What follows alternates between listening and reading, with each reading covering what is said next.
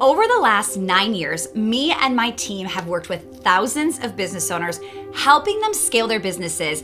And as we began working with more and more business owners, we began to notice a really interesting pattern.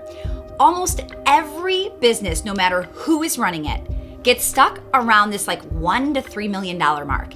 And the scary part is some stay stuck here for years. So if you feel like your business is too big to operate the way it used to, but too small to have a full leadership team and people in all these departments, this video is for you. Now, if you're the one solving all the problems, approving all the decisions, carrying the mental load for every single department, you're in what I call the messy middle. And today I'm going to break down why businesses commonly get stuck around this $3 million mark.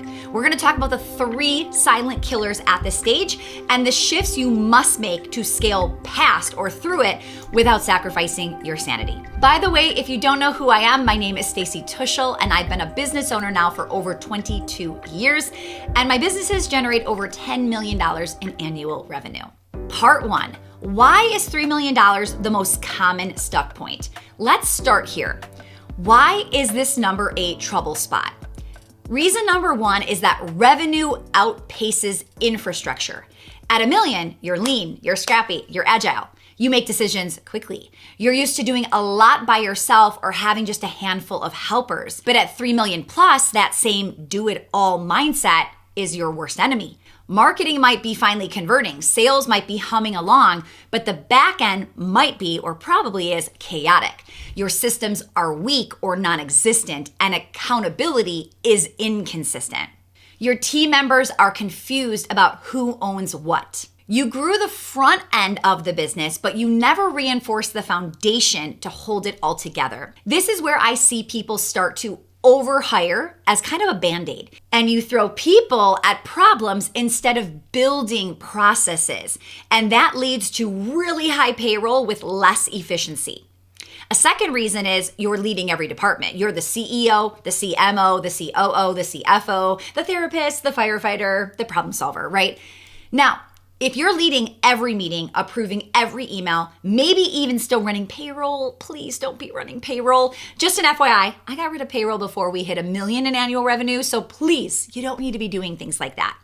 Maybe you still have every department reporting to you. That's not leadership, that is juggling, and eventually balls will start to drop, and maybe you've already noticed that. And you know what? When everything has to run through you, you become the biggest liability in your business. Reason 3, you're still operating like you did at 500,000. The hustle, the scrappiness, the duct tape, the grit, it got you here, but it absolutely will not take you to the next level. At this stage, most business owners are running on outdated systems. They're hiring like they're still a startup, and they're holding on to way too many decisions that could be delegated. So you have to let go of who you were for who you were meant to be, and that is easier said than done. So we can be a little bit of control freaks, right? And we want it done our way. But for our business to become bigger than ourselves, you have to let go and build a real leadership team. So let's dive into part 2, which is the 3 silent killers keeping you stuck at $3 million. And let's just go and name them, because what you can't see, you can't fix. Number 1 is unclear ownership. Tasks do not equal accountability. When I ask clients who owns this result and they hesitate or immediately know it's them, that is a red flag. You might have someone doing the work, but if no one is owning the outcome, we've got a problem. If your team is constantly asking me, what do you want me to do? Instead of owning the result, you're carrying the workload. You fix this by giving people true ownership, giving them key performance indicators, decision-making power. Your life will change when you do this. Authority to lead other departments. Nobody wants to have to go to their boss for every single decision. They want to feel confident that they've been taught how to do it themselves. I hear business owners say things like, I could just never trust them to take it over and fully own it. They might mess up. But when you slow down and start to train better and you hold them more accountable, if that's what you're thinking, then train better. Hold them more accountable. Like you hired them, okay? So if you're like, I can't, well, do we have the wrong people? Be a better trainer. But Stacy, I don't have time. This is where I virtually shake you. When you say I don't have the time, you do have the time. You've already spent the time because you're doing way more by not letting them take over the reins. We have to switch to starting to let go more and giving more autonomy. Ownership turns employees into leaders.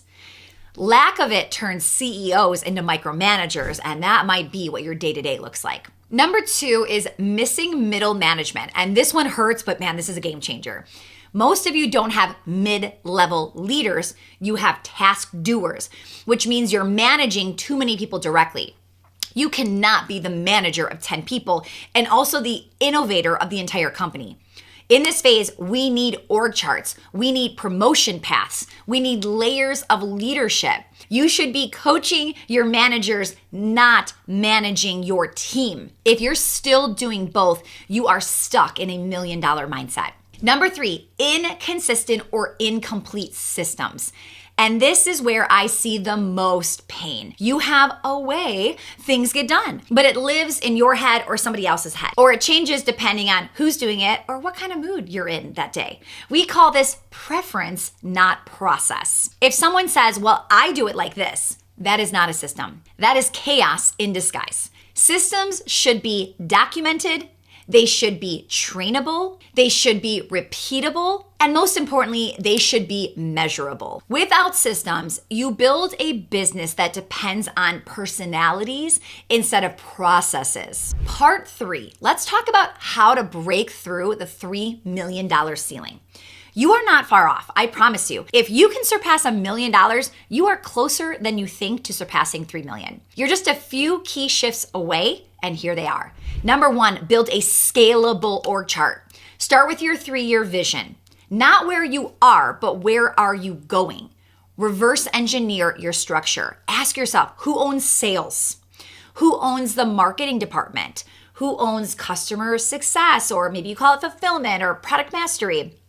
Who owns operations? Now, if it's you, right? Lots of yous in there. This is one of the reasons you may be stuck. 2023 was a very memorable year for me. It was the year we actually did, for the first time, surpass the 3 million. We actually went all the way through 5.5 million that year, but it was really hard work. And I owned marketing and sales, and then I had one other leader owning operations and customer success. Let me tell you, 2023 was a year where both of us were just treading water. I always say it was like I was barely keeping my head above water, and I was doing everything I can just to keep my head above water. And we both felt that way. And it was a lot to maintain just the two of us. So in 2024, the first thing we said was, we need leaders now. And I'll tell you this, we held on to those 4 areas way too long because 2024 was, in the beginning, it was a really messy start. We had broken a lot of our systems. And yeah, we crushed through the $3 million mark, but man, we kind of plateaued for a second at that $5.5 million mark because, like I said, we were owning way too much. So in 2024, we actually ended up hiring 3 new leaders. I don't manage marketing, sales, operations, or customer success. I'm finally the CEO. So the person I had running the leadership department, where she was in operations and customer success, we basically said, okay, you're doing too much.